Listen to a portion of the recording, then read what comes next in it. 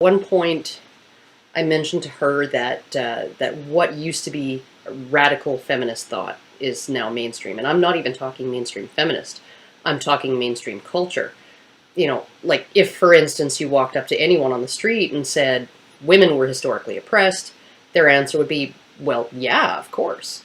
Right? And I've even seen MRAs and MRM friendly people like Christina Hoff Sommers parrot that line of thinking, that women in the past were oppressed because they were women. And Ms. Rakai responded with something along the lines of, "Wait, so you don't believe women were oppressed?" And yeah, no, I don't. I tried to explain myself to her, but I don't know if my arguments were as cogent as they could have been. And Ms. Rakai, if you're watching now, this would be a good explanation. It's often very difficult to sort of pick through these things in a 10-minute interview or a half-hour interview over the phone. So I wrote them all down, and now I'm going to explain my reasoning. And I'm also going to explain my reasoning to my sister, who she has some bit of knowledge about military operations in Afghanistan, and has come across certain customs that exist in Afghanistan, specifically the local custom that when people seek medical care through free clinics run by the military or by NGOs, the tradition is men first, children second, women last. Now, I had asked my sister if she could come up with some reason other than, you know, men are privileged or because penis to explain that custom. And she said, well, yeah, I suppose the reasoning for it is that if the man dies, the whole family is toast. That if the man gets too sick to work, the whole family suffers. And at the same time, she attributed that state of affairs to the fact that under Taliban rule and sort of the residual local custom, only men are allowed to work outside the home. That men, you know, were in fact the only ones allowed to even leave the home unaccompanied.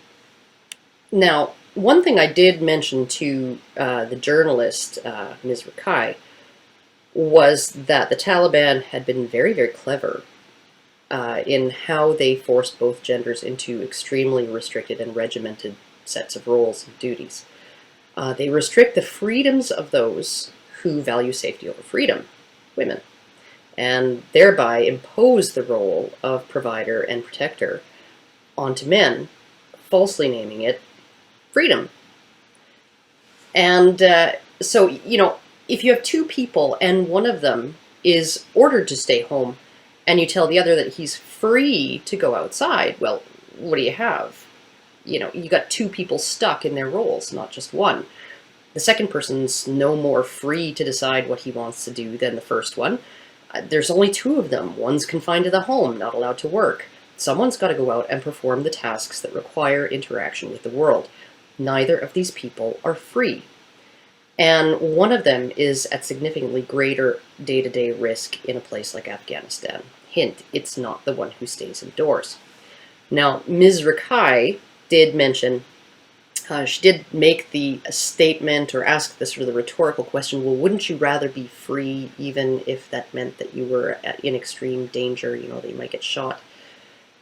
And I think that's just a really, really, really stupid question to ask somebody who's never been in that position, because frankly, I don't have an answer. Would I rather stay in the house or be free to walk around and risk getting my brains blown out? You know, like, honestly, I kind of like the house. I really don't think that that's a question that anybody can answer unless they're put in that position. Now, things weren't always like this in Afghanistan. You know, prior to decades of proxy warfare that ravaged their country, Afghan society was actually kind of progressive, relatively speaking. Most Westerners would probably be surprised by the number of older women who'd been confined to their homes by the Taliban and barred from paid work who were educated professionals. But people who understand how societies operate understand that safety and prosperity go hand in hand with the relaxing of often stringent cultural and legal standards. When the Soviets invaded, all that progressiveness kind of went out the window. And after 30 years of other societies taking a wrecking ball to their country, the Afghans found themselves back in a dark ages of poverty and conflict, subsistence living, and regional warlords interested in grabbing land and power, crushing the poor and the hapless under their boot heels to do it. Now, regardless of what they delivered, the Taliban offered order. A top-down method of controlling the chaotic that was at least nominally based on a moral doctrine to which most Afghans already subscribed to one degree or another. The Taliban offered to slash back the power-grabbing of warlords, to replace it with a life path for ordinary people, which, while repressive and totalitarian, appeared, at least on the surface, to be a safe one, as long as you didn't ever step off it. The Taliban offered a narrow fundamentalist interpretation of the social and moral structure that had already existed within the culture, and it represented a codifying of what had previously been random. Unlike under the warlord system of regional government, under the Taliban, you at least had some idea as to what kind of behaviors were going to get you shot in the back of the head. When things go haywire in a society, often people will look to totalitarian and authoritarian systems of imposing order on their lives. This is just what people do. Now, one thing the Taliban didn't do was completely rewrite Islamic law pertaining to female privilege and male obligation. And this is the root of things, the way I see it. Afghanistan became a society where leaving your house was taking your life in your hands, and where there were few opportunities to earn money or generate productivity, but where people still need to eat. And under Islamic law, women bear no economic responsibility to anyone, not even themselves. Now, I watched a video not too long ago where a Muslim woman named Zara Faris in London used this very state of affairs as an argument as to why Muslim women do not need feminism. According to her, Islamic law does not specifically prohibit women from working. On the contrary, Muslim women can not only work under Islamic law, but they need not share their earned income with their families. Basically, if a Muslim woman has a job, the money she earns is hers and hers alone, while her husband remains obligated to provide any and all economic support for the family, including the necessities his working wife requires. Now, I work with a man from Lebanon who confirmed that aspect of things for me. He has a wife and 5 children, and he works 2 jobs to support them. His wife stays at home, and that's exactly where he wants her. Not because he's a dominating, repressive, misogynistic man, but because if she chose to work outside the home, he and their children have no right to the smallest share of her income, and yet he's still required to provide for his wife's basic needs. On the other hand, if she was working, daycare would become a necessity to the family, and it would be my coworker who would be stuck with the bill. In other words, if his wife chose to work outside the home to pay for luxuries only she has any right to indulge in with that money, he would have to take a 3rd job to make it possible for her to do so. And I suppose a lot of Muslim women think this is just great when times are easy. But it results in a lot of not so great things for Muslim women when things get harsh. Or at least, not so great by our standards. Because when you have a group of people who must use their productivity to support themselves and others, and another group of people who are entitled to be supported by the productivity of others and have no obligation to even be productive, well, when the shit hits the fan, which of these groups is going to be barred from taking the few available jobs? Will it be the group who must use their income to support themselves and other people, or the ones who don't even have to feed themselves? Under Islamic law, a woman with a job can technically allow her own children to starve, even if she has the money to feed them. If those children do starve, it's her husband who will be considered socially, morally, and legally accountable for failing to provide them the necessities of life. And while I doubt there are many women who would actually do this, it's just the way it works. In Afghanistan today, a woman with a job she doesn't need, remember, is not just taking that job from a man, she's taking food out of the mouths of that man's wife and kids. If she takes a safe, easy job, as women are wont to do, then the man she displaces will have to take a more dangerous one. And if he's killed, his wife and kids have no means to support themselves. And this custom is so strict regarding this set of entitlements and obligations that in Afghanistan you can find 13-year-old boys whose fathers have been killed selling themselves as sex slaves to provide for their mother and sisters.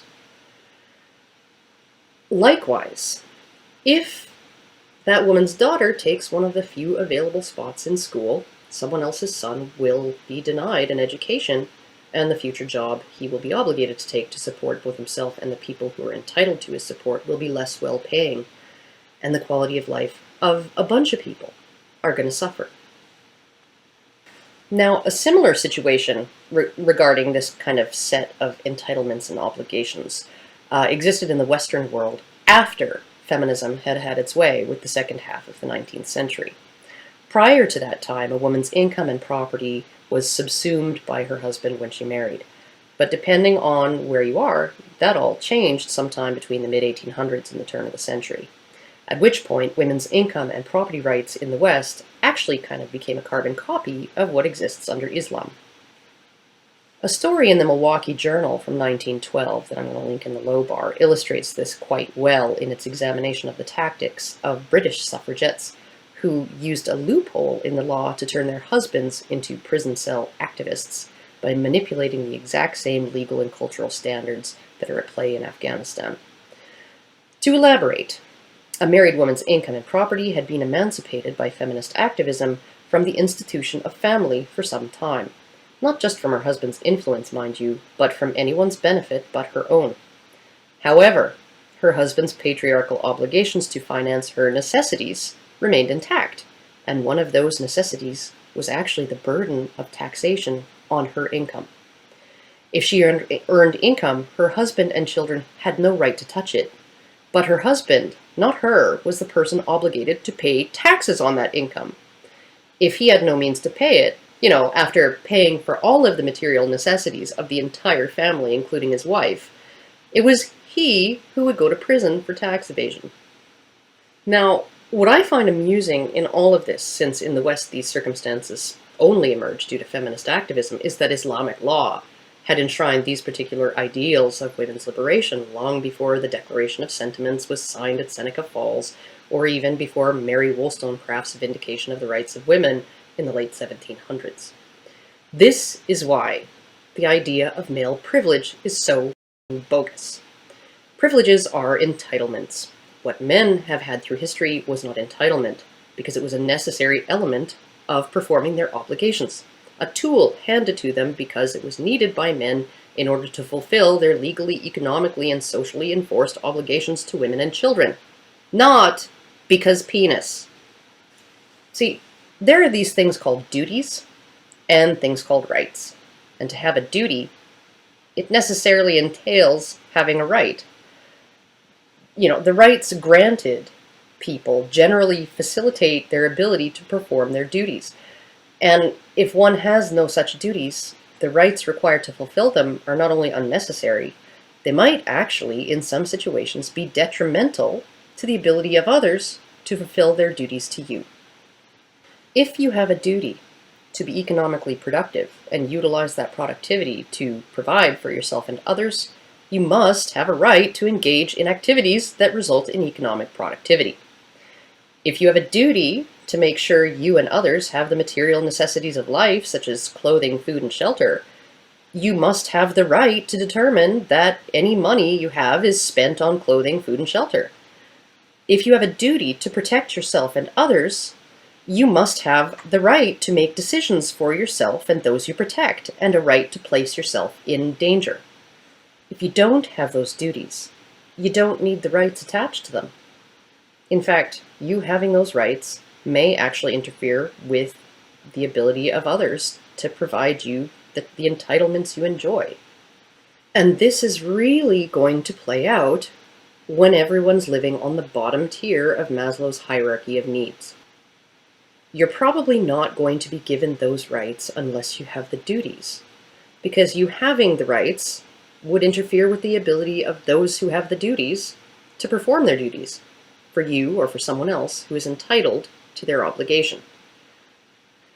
A husband can't fulfill his duty to provide for a wife if someone else's wife displaces him from the workforce. A husband cannot fulfill his duty to ensure his family has the things they need if he doesn't manage the family purse. A husband cannot fulfill his duty to protect his wife if she is not required to duck when he says duck.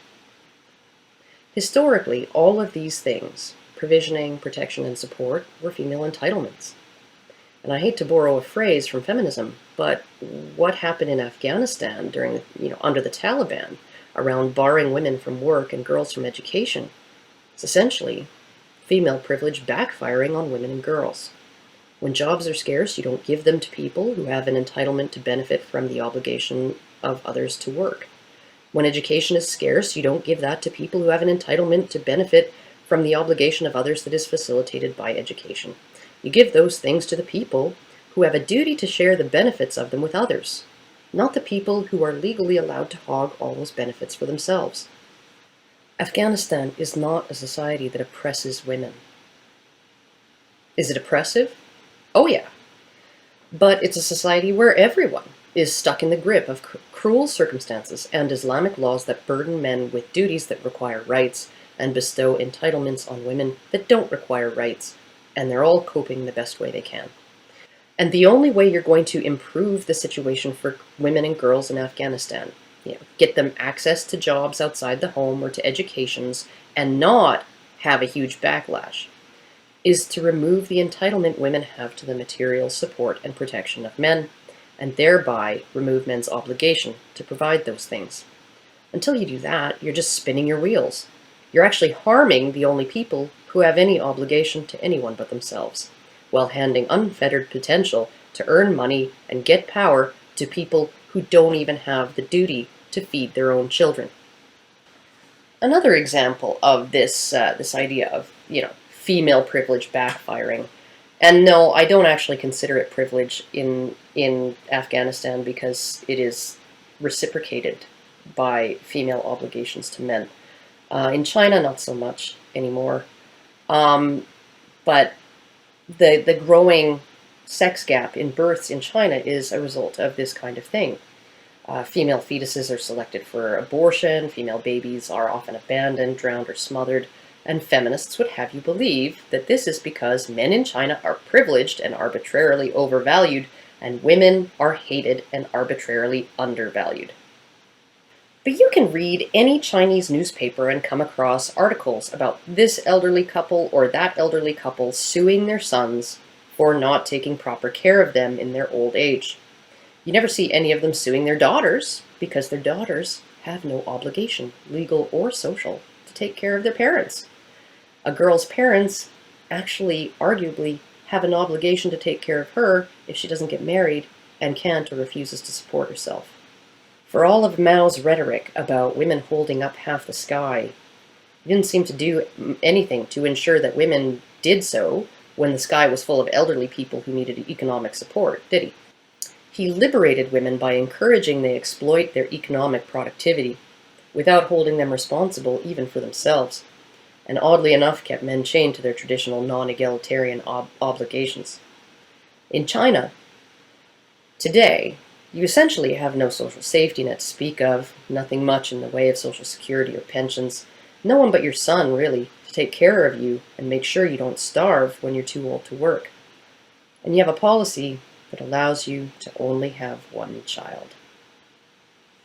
What do you think is going to happen when those policies coincide? When a one-child policy is coupled with a set of gendered duties and entitlements that mean a family who has a boy is potentially a two-child family, son and daughter-in-law, and one who has a girl is, in the best-case scenario, a no-child family. If feminists really cared about what's going on in China, what they do is agitate to burden women with a duty of care for their parents or emancipate men from said duty. That would probably even out the birth rate fairly quick. And I know this because there are families in China who want girls, who even favor them, because if they didn't, given this harsh economic incentive, families wouldn't be having girls much at all. But a lot of them do. And in rural areas where families can sometimes get away with having more than one child, they'll often have a girl as well as a boy. But you won't stop people from preferring boys under a one-child policy until you obligate girls to be as useful and exploitable to their families as boys are. You just won't. You especially won't if men's obligations make them useful to their parents, while women's entitlements make them a potential burden to those parents in old age. You certainly won't solve the problem by attributing it to male privilege and lack of equal rights for women, because that is not what's causing it. What's causing it is a lack of equal obligation for women. You can give women all the same rights as men, but if they don't have the same obligations as men, they won't be treated equally. And that inequality is going to emerge in extreme forms during extreme circumstances, like Afghanistan after 30 years of decimation, and China when people are only allowed one child, and circumstances are such that that one child will be either your lifeline or a pair of cement shoes when you're too old to work. Societies don't oppress women or privilege men. They do tend to treat men and women differently and exploit them in different ways. What feminism seems to be about is expanding women's rights without applying any obligations, and expanding women's entitlements while freeing them from the restrictions and obligations that used to be necessary on women's part for men to be able to fulfill them. They're about giving women the advantages of being a man without any of the costs, and about removing the costs of being a woman without giving up any of the advantages. When men got the vote, and for a long time prior to that actually, they were obligated to serve their countries if need be, through military conscription, and they were obligated to serve their communities through civil conscription, things like bucket brigades. When women got the vote, there was no reciprocal obligation placed on them. When men used to receive automatic custody after divorce, it was because they were solely obligated to support the children. When early feminists pushed through the tender years doctrine, that obligation did not shift onto women. Mothers got custody, but fathers were still required to provide material support. Incidentally, once this doctrine was in place, the divorce rate, which had been a constant for centuries, increased 15-fold in just 50 years. And that bill that was recently vetoed in Florida, that might have ended lifetime alimony if it had passed, one of the primary justifications in the media for that bill was that more women were finding themselves paying lifetime alimony to former partners due to mass male unemployment during the recession. And those women had just never expected that they'd have to, and they thought it was unfair. And by more women, I'm thinking probably 3% of all lifetime alimony payers in Florida. What do you know? Being treated like a man in every single way just ain't that great. Contrary to what feminists try to tell people, never has been. That bill was put forward because women don't like to be obligated the way men are, to pay their whole lives for the upkeep of a former spouse, and even a tiny percentage of them being forced to do it will get people to rethink a law that has obligated men for decades or even centuries. Hell, just dare to suggest that a woman who chooses to have a baby without the consent of the biological father should be solely financially responsible for that child, let alone that a woman who chose to leave her husband out of boredom and take the kids with her should finance her own decision. And you'll face vicious opposition from most feminists, even though that exact situation, getting the kids and the entire job of feeding them, is defined as historical male privilege and patriarchal oppression of women when it used to happen to men.